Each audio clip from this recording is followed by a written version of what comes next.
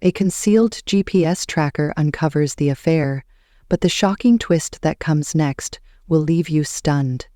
Get ready for today's unforgettable emotional story. Some men are completely oblivious. I was one of them. We probably should have had regular meetings, gathered at a bar, and shared a drink or two while reflecting on our mistakes.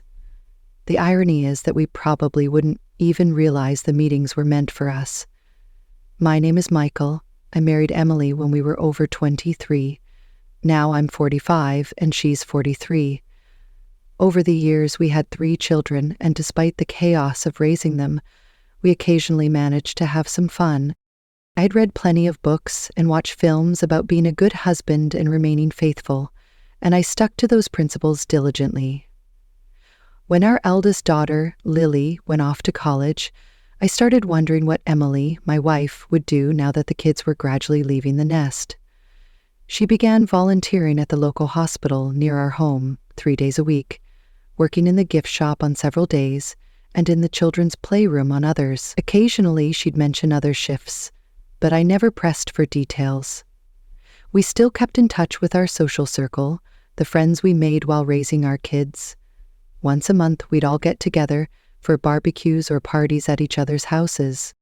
I was especially close with 3 friends, Oliver, Alexander, and Jacob, mainly because we all shared a love for fishing. About 6 or 7 times a year, we'd plan weekend fishing trips together. I assumed my marriage was like most others, kids grown and out of the house, wives staying busy, husbands working, and everyone counting down to retirement.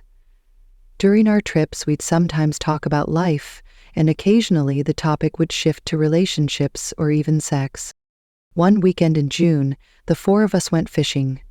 We sat quietly in the boat, casting our lines into the calm water. It was peaceful, and our voices were low as we chatted. Oliver started talking about his son's recent visit to the University of Texas at Austin, where he was finishing his degree. But Jacob had been unusually quiet all day. Noticing this, I asked, "Jacob, what's on your mind?" He seemed deep in thought. He faltered for a moment before replying, "I'm not sure if I should say anything. If I'm wrong, it could hurt someone. But if I'm right, it'll hurt all of us." A wave of unease swept over me as I looked at him. "Did you witness something?" I asked cautiously. He nodded. "Yeah, I saw something. I saw your wife, Emily, parked behind the Silver Lake Inn hotel." "When?" I immediately asked, my voice urgent. "2 weeks ago," he said. "And then again just a few days ago." Alexander interrupted. "Wait, are you mentioning Michael's wife is cheating on him?" "I don't know what she's doing," Jacob replied, "but I spotted her at the Silver Lake Inn twice a month." "What were you doing at the Silver Lake Inn?" Oliver asked, raising an eyebrow. Jacob shot him an annoyed look. "I deliver supplies there a few times a week, at the Silver Lake Inn and other hotels around the city." I felt my face go pale. Why would Emily be at the Silver Lake Inn twice in 1 month? Could she really be cheating on me? My mind raced, but I didn't want to believe it. I knew I needed to go home and confront her, but leaving would mean I believed it was true. Therefore, I stayed. Leaving would feel like admitting defeat. When we got back to Hartford, I borrowed Oliver's car and drove home. The house was eerily quiet when I arrived, and Emily didn't appear there. I sat down at the computer, frantically trying to find out how to uncover the truth. After a couple of hours of searching, I found some discreet surveillance gadgets online that could help me follow her movements. I placed an order and arranged for them to be delivered to my office. That evening, I attempted to seem normal when Emily got home, but I ultimately made the decision to approach her and see how she would respond. I recognized her from the description I'd received 2 months before. She dismissed my advances, blaming hormones for her lack of interest, and claiming that it was just her age. After a break, life went on like usual for the next week. Everything appeared normal on the outside, but inside, suspicion was eating away at me. I scrutinized every detail, listened for clues, and called her at random times, but everything seemed fine. The night after the first package arrived, I was in the garage, installing the GPS tracker under Emily's car. With my laptop, I could track her location in real time, and she would never know. The next day, another package arrived. This one contained an audio recorder. I installed it in her car as well, allowing me to eavesdrop on her conversations. The next morning, Emily didn't have to go to work at the hospital. During breakfast, she mentioned that she might go shopping. From my office, I tracked her location as she visited Maplewood Mall and then stopped by Riverside Market. Until 1 p.m., she was back home. At 1:40, I watched her leave the house again. She drove north for around 15 minutes, then east for another 8, before circling back and eventually arriving at the Silver Lake Inn. My heart sank. I left the office and headed straight for the hotel, arriving about 5 minutes later. I parked my car out of sight but close enough to see hers. At 4:20 p.m., as she pulled into the exit, I noticed Mark Thompson, a friend of ours from the neighborhood, walking out the same exit. He nodded at her as she drove past. I couldn't believe it. Mark Thompson was here. He was married to Laura, one of the most gracious and beautiful women in our friend group. He got into his car and drove away, completely unaware that I had seen him. I sat there in shock when my phone rang. It was Emily. "Hey, Michael, what do you want for dinner?" she asked. "Dinner?" I echoed, my mind still racing. "How about something healthy, like a salad or salmon?" "Sure, that sounds great. I'll be home just after 5:30. After we hung up, I remained in the parking lot for a few more minutes, trying to make sense of everything, before heading inside the hotel. I approached the front desk and noticed Anna, the daughter of one of my clients, working as a receptionist. We exchanged small talk before I asked, "A friend of mine mentioned that another friend is staying here. Could you check for me?" "Of course. What's the name?" she replied. "Mark Thompson." Her fingers danced over the keyboard, and after a few moments she looked up. "Room 469, she said. "He stays here every Wednesday, checks in the morning and leaves the following day." "Every Wednesday?" I asked. "Yeah, sometimes more frequently, but he's always here on Wednesdays." "Can the computer tell how long he's been doing this?" I asked. Her fingers raced over the keyboard again, and she nodded. "It looks like the first time was back in March." "Will you get in trouble if you print out his stay history for me?" Anna glanced around the lobby before looking back at me. "No one will find out." "Do you want a printout?" "Yes, please," I replied. She gave me the printout in a discreet folder. I wasn't sure what I would do with it yet, but I was convinced it would come in handy. I thanked her, tucked the folder into my briefcase, and drove home. When I arrived, Emily had already made salmon and salad, just as she had promised. We had dinner together, and she shared details about her shopping day. She talked about visiting Maplewood Mall and Riverside Market, conveniently leaving out any mention of the Silver Lake Inn. She sat right there, lying to my face. I couldn't help but wonder if she had showered before I got home to wash off the scent of the hotel and Mark. After dinner, I excused myself and headed to the bathroom. I checked the shower. It was still damp, and there were clothes in the laundry basket, which only fueled my suspicions. A wave of anger surged through me. Why was she doing this? Why was Emily having an affair with Mark? We hadn't been intimate in months, and now I understood why. Later that evening, while she was on the couch engrossed in a book, I retreated to my computer. I had a plan. I opened our family contacts list and located Laura Thompson's email. She had 2 addresses, one for her home and another for her job as a real estate agent. Utilizing a generic email account, I sent her a message to her work email. "If you want to know who, when, and where Mark is cheating on you, reply to this email. I have proof. I don't want anything from you." I sent the message at 8:30 p.m. and waited. At 9:15, I checked again my inbox and saw a response, I can meet tomorrow at any time. I'll be at 410 Maple Street in Springfield all day, showing properties.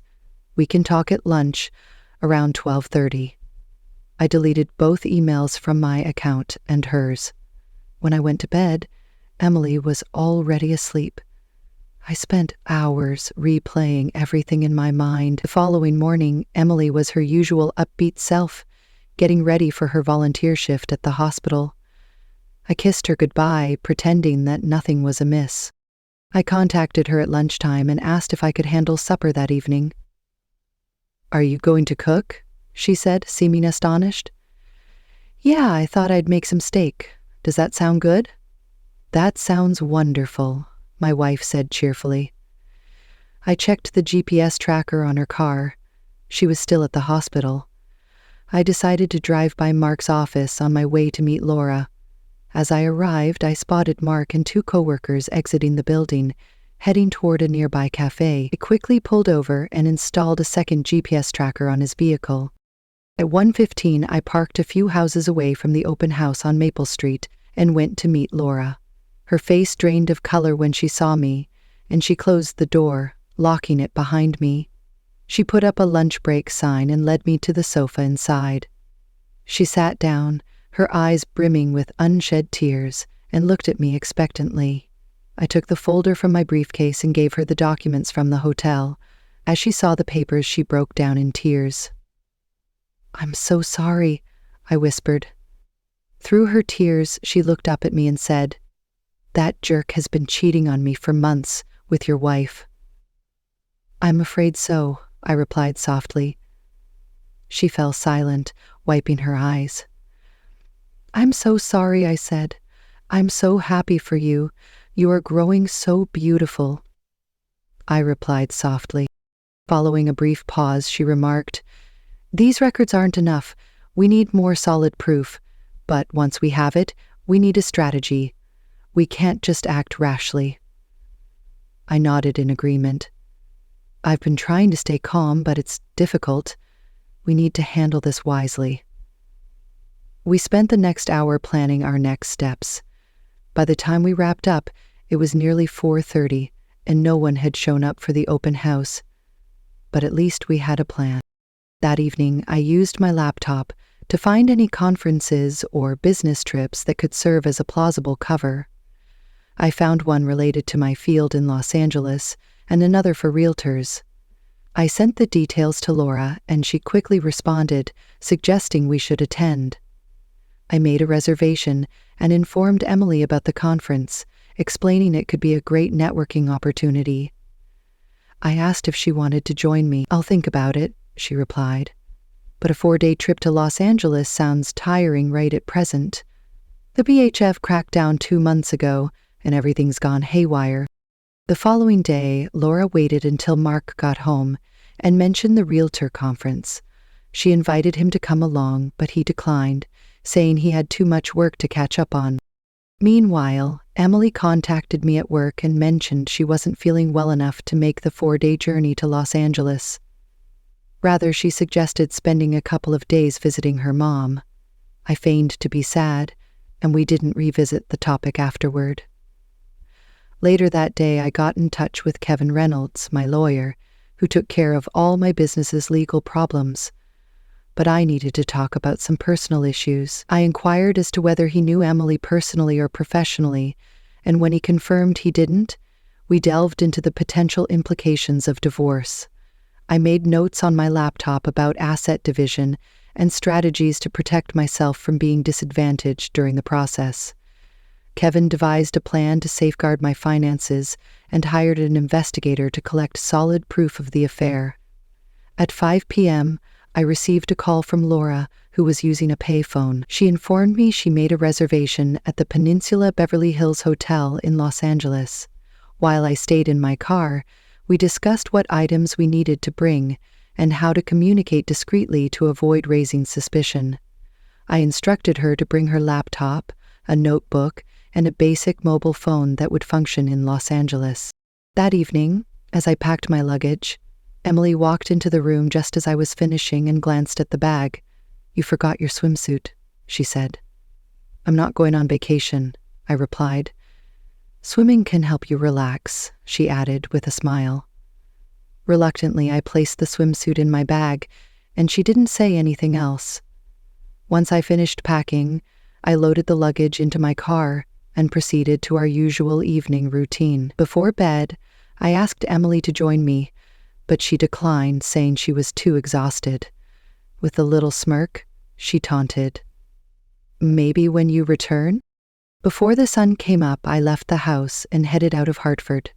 As I drove through Pomona, my phone rang at 7:15. It was Laura. "Where are you?" she asked.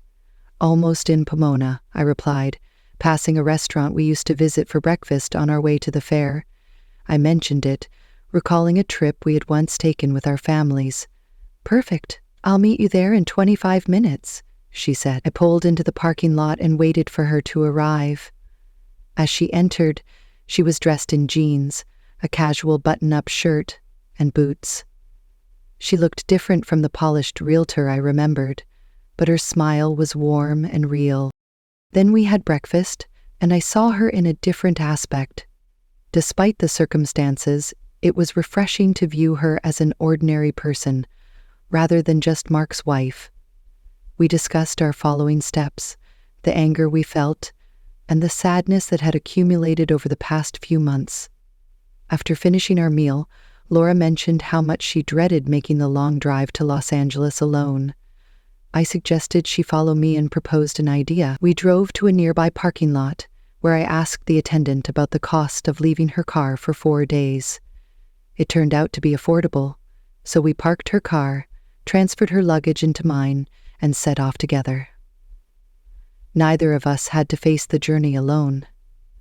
During the drive, we planned our strategy, talking for hours as Laura took notes on what actions to take once we had enough proof. We stopped in Baker for gas and a break, growing more comfortable with each other as we shared our pain of betrayal. I left Laura off at the Mirage and checked into my own hotel in Los Angeles. We planned to meet later for dinner. Back in my room, I called Kevin, and he chuckled. "You can come back now. Your wife went to Mark's place. We have everything recorded." There was a magazine on the table next to them with today's date. "Let's start the process," I said. "Did his wife contact you?" "Yes, she called with your proof. This will save both of you a lot of money."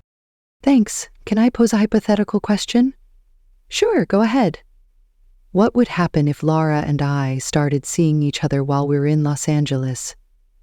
Unless either of you is being followed, you can split your time between both rooms. "Do you want her or Mark to be served the papers first?" Kevin asked.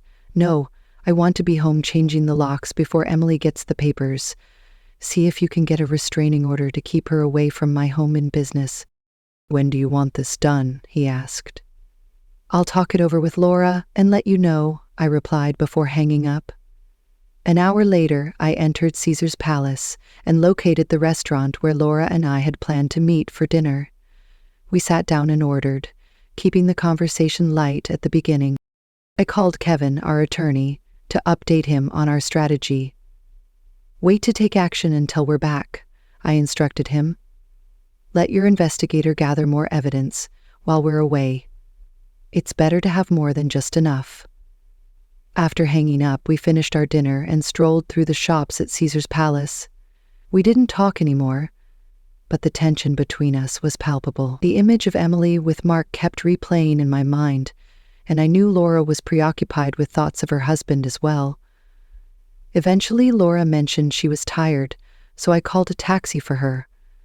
Just before she got in, I sensed she wanted to kiss me, and I felt the same way, but we both held back. We weren't ready for that yet. Back in my hotel room, I took a shower and was preparing for bed when the phone rang. It was Emily. "Hey, where have you been?" she asked. "I had dinner at Caesar's Palace and walked around a bit," I answered, trying to keep my tone light. "I saw some sexy clothes that would look great on you. Want me to pick something up?" "Sexy clothes?" she replied. "You know I hardly wear anything like that anymore. I'm almost 53, Michael." "Thus, No, I laughed. Okay, no sexy clothes, but if you find a nice piece of jewelry, maybe pick that up instead. All right, I'll take a look tomorrow, she replied. I'm going to turn off my phone before I call my wife and get some rest. Good night, Emily. I love you. Good night, she answered, but she didn't return my sentiment. This indifference from her made me hurt, even though I had anticipated it. I sat on the bed, about to switch off my phone when it rang again. This time it was Laura. Open the door, she said. I opened it, and she stepped inside, closing it behind her. I was still in a towel from my shower, while she wore the jeans and boots from earlier. Mark doesn't care that I'm gone. He's with your wife right now in our bed, she said softly. I pondered this all the way back to my hotel. As in shocked silence I got to the hotel, she smiled sadly and added, Initially, I wanted to be with you because they betrayed us, but now it's more than that. I don't want to spend the next year or two feeling miserable and crying over him. I want to move on. I want you, but not like this, not out of revenge. Just hold me, please. Don't rush into anything. I need to be loved, not just used. We spent the night together, but not in the way I had first envisioned. We lay in bed, comforting one another without crossing any boundaries. It was nearly noon when we finally got up, showered, and got dressed. I drove her back to the Mirage so she could change clothes, and while she was in her room, I contacted Kevin. Kevin informed me.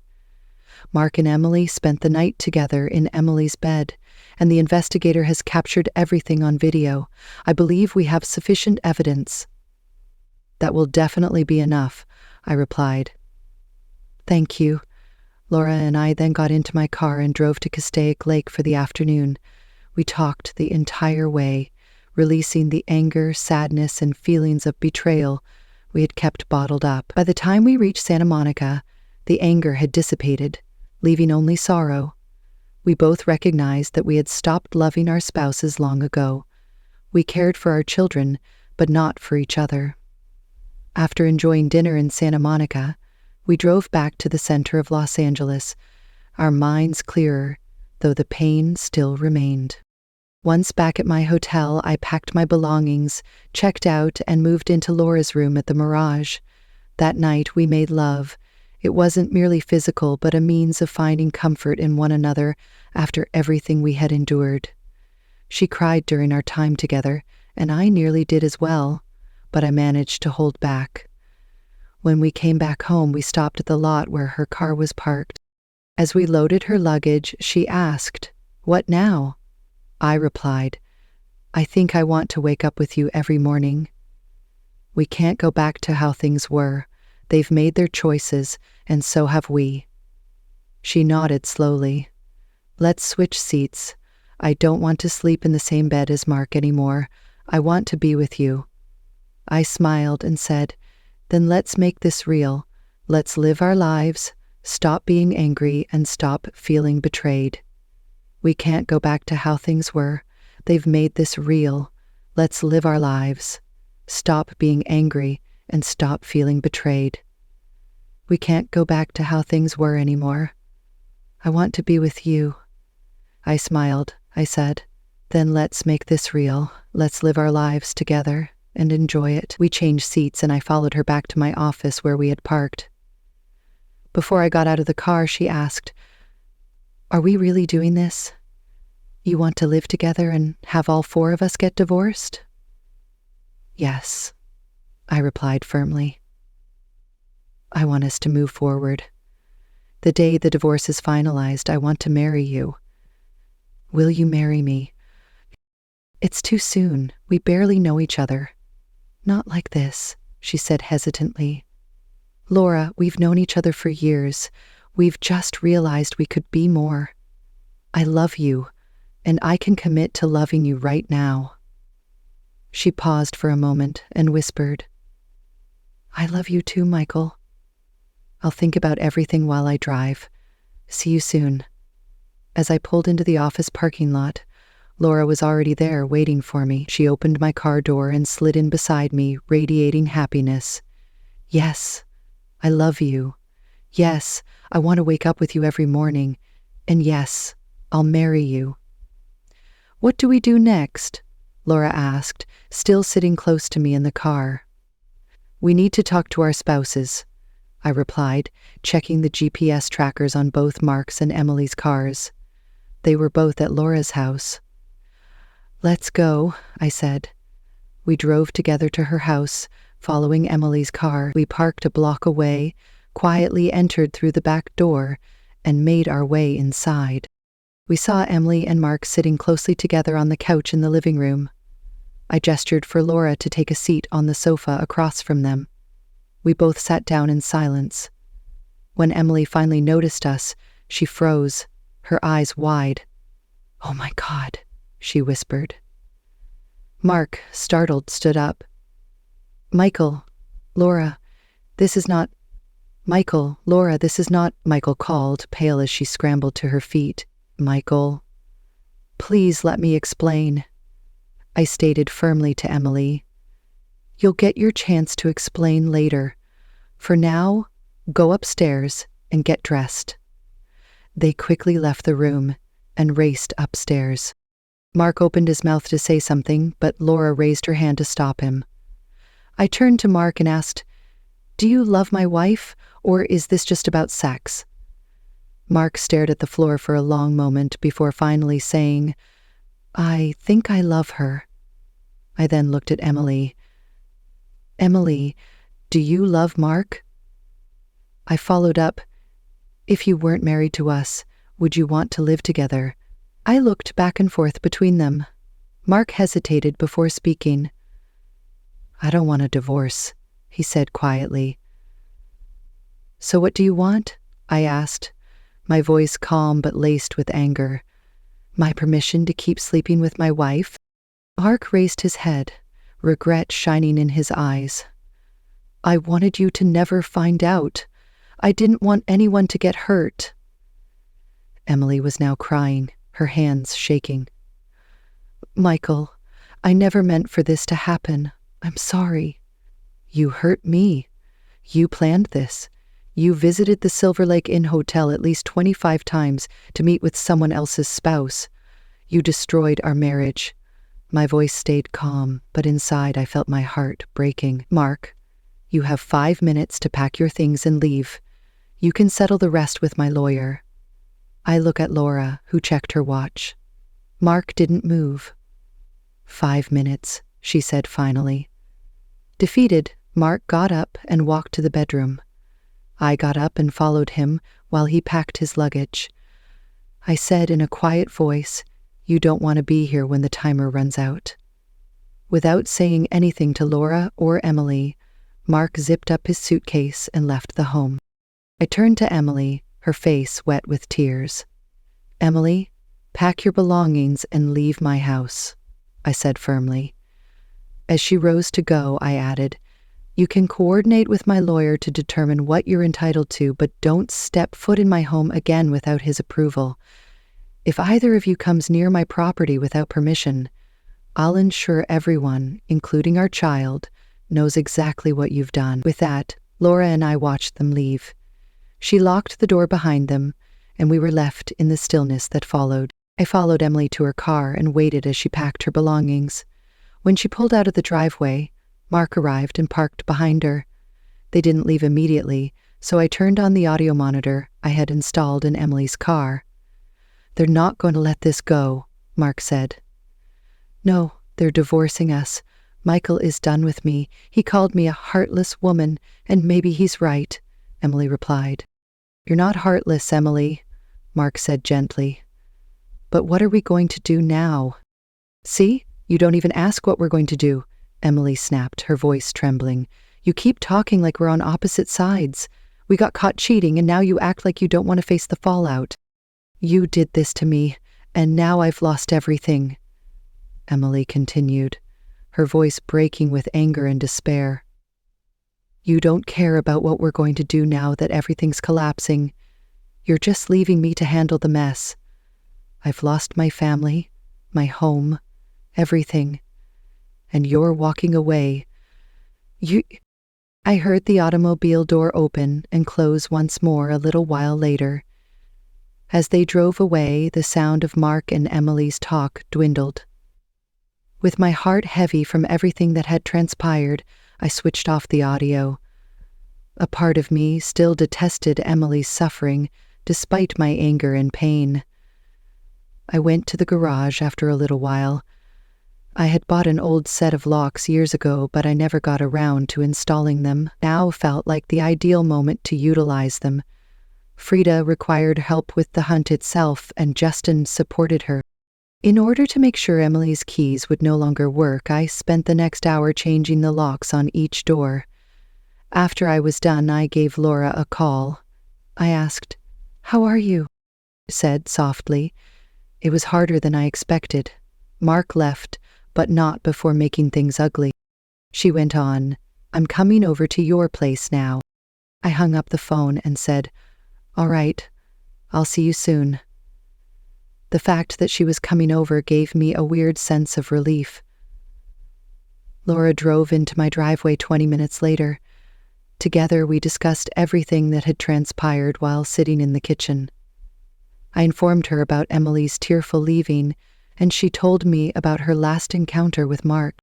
We mentioned our future plans, including how we would sell Laura's house, start the divorce process, and reconcile our two families.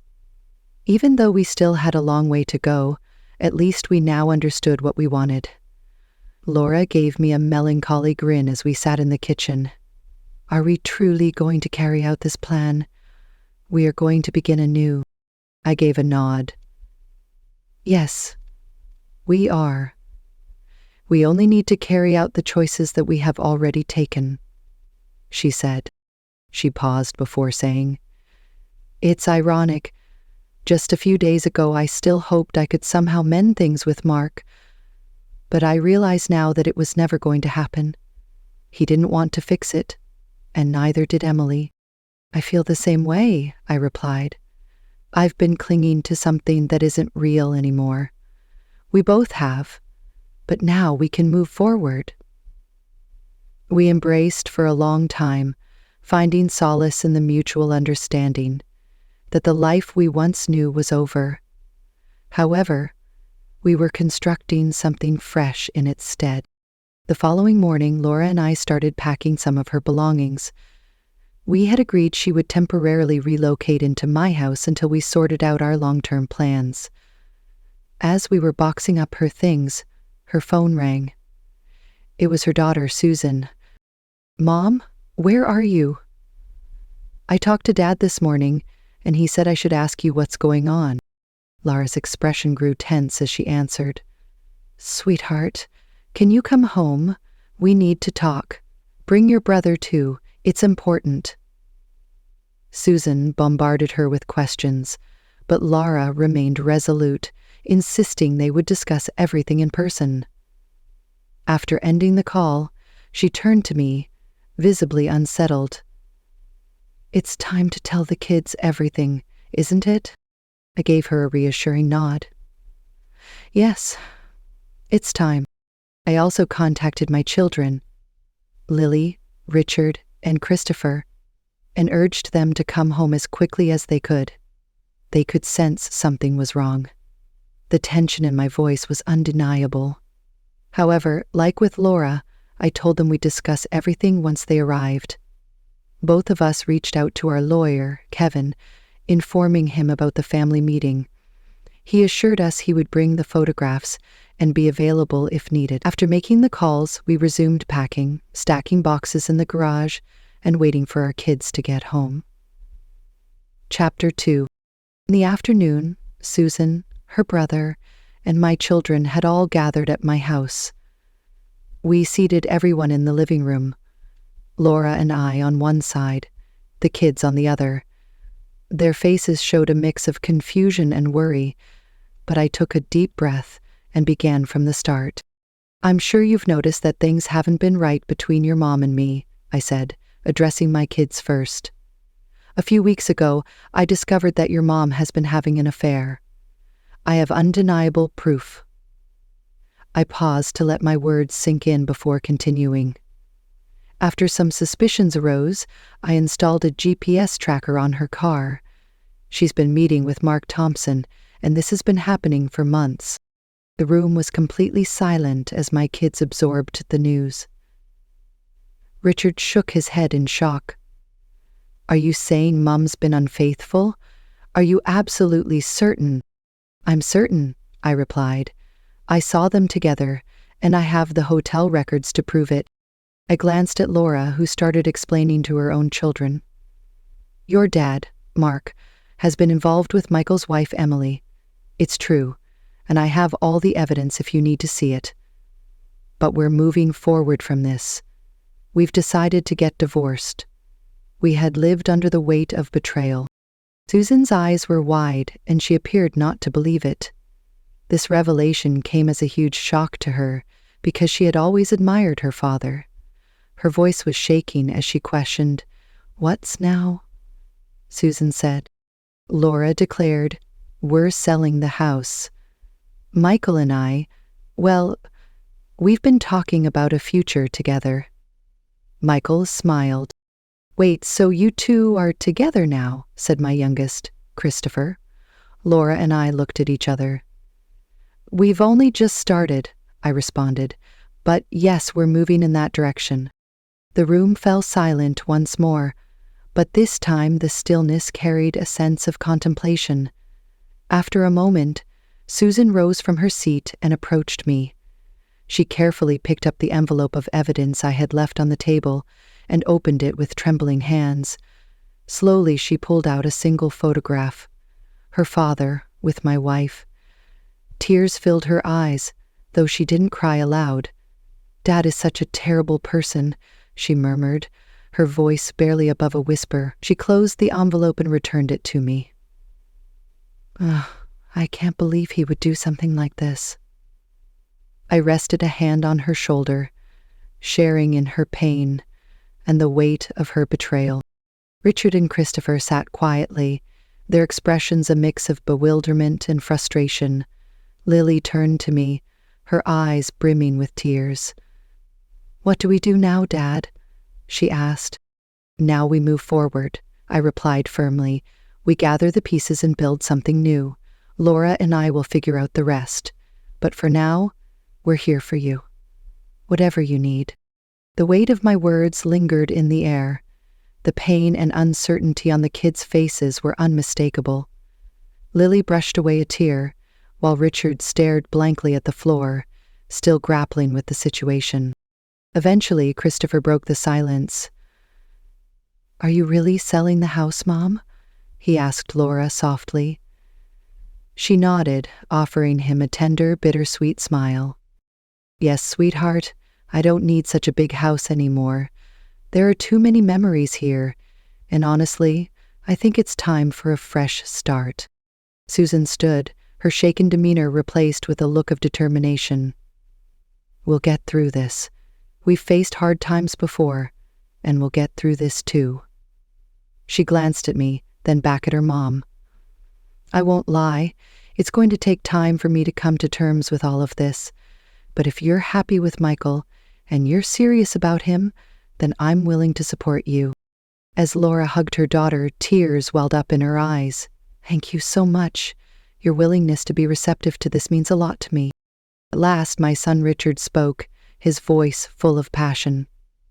I'm at a loss for words. I'm upset with Mom. I hate Mark. However, I'll handle it if you inform me that this is what will occur. His expression was a combination of despair and irritation as he looked at me. And I need is some time. I nodded and replied, Richard, I get it. Take as much time as you require. This is not an easy task. We've all had a difficult time. After a brief pause, Laura proposed, How about we all sit down for dinner? It's been a tough day and I think we could all use a little break. We decided to order takeout from Dragon Palace, a nearby Chinese restaurant the kids had always enjoyed. Dinner was subdued but slightly more relaxed. The kids asked more questions about how the divorce would unfold, how we would handle everything, and what the future might look like. We did our best to answer, explaining that we were approaching things step by step. As the night progressed, the children began to come to terms with the reality of the situation. We didn't soften the truth, but we did our best to reassure them that, despite the changes, everything would eventually be okay. By the end of the evening, Susan looked at me and said, "I still don't want to believe Dad could do something like this, but I can't ignore the evidence. I just hope you'll both find happiness now." I gave her a gentle smile.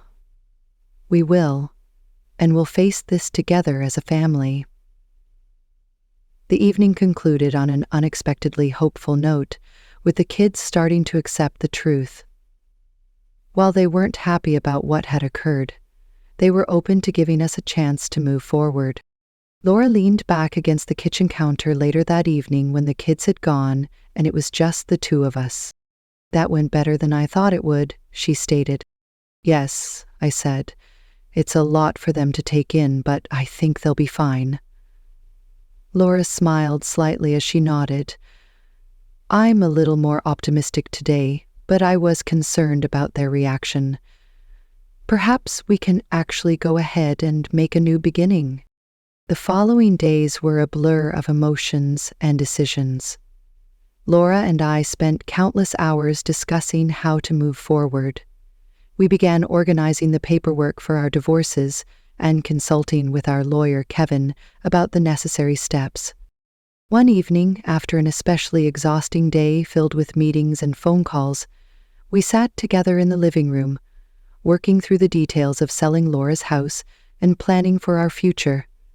There was still so much to sort out, but having a clear direction brought an unexpected sense of comfort. A few days later, Laura's children came over to help pack more belongings from her house. The experience was bittersweet. Her kids had grown up there, and every item packed away seemed to hold a memory.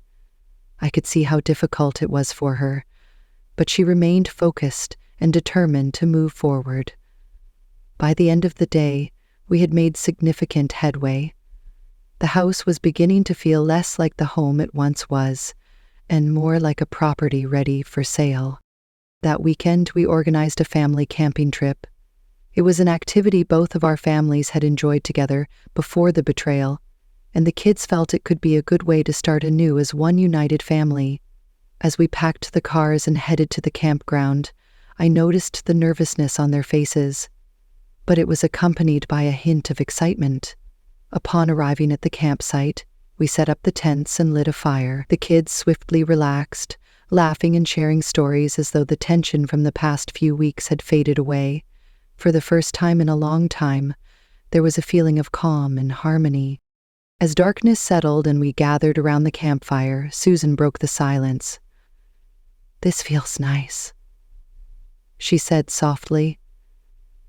"I never thought I'd feel normal again after everything, but being here with all of us together, it helps."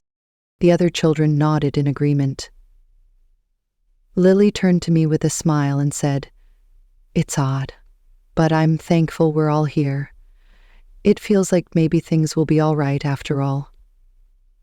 I glanced at Laura, her face glowing in the firelight, and felt a warmth in my chest I hadn't felt in ages. We had endured so much pain, betrayal, and heartbreak, yet here we were, surrounded by our kids, finding a way to go forward together. I feel like I'm reborn after the bitterness of a broken marriage. That's the end of today's episode. Thank you so much for watching. If you enjoyed the content, please give us a thumbs up and share it with your friends and family. Don't forget to subscribe to our channel and turn on notifications to stay current with all our future uploads. Your support is incredibly important to us. Take care, and see you soon.